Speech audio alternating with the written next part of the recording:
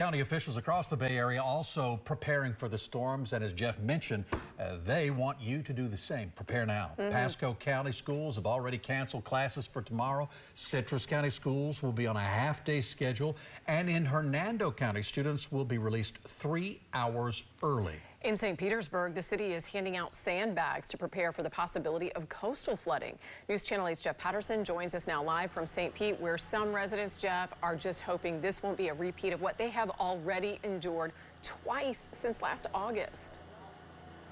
Good evening, Jen and Keith. Yeah, we hate to see this, especially at this time of year after what they have gone through here so far in the last 6 months. These workers from the city of St. Petersburg have been handing out free sandbags all day long as the people who live in this area are hoping not to be flooded out again.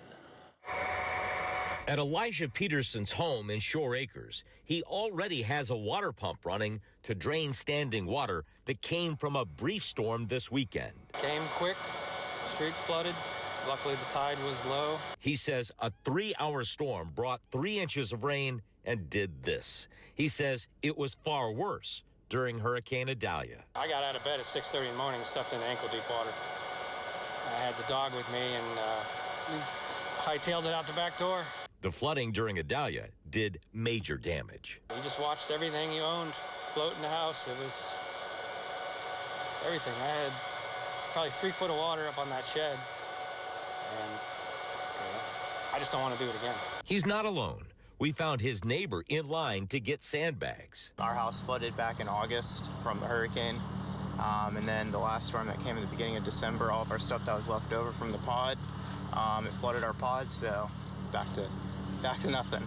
Today, St. Petersburg city workers filled car after car with sandbags, as many residents of Shore Acres are getting ready for Tuesday's storm.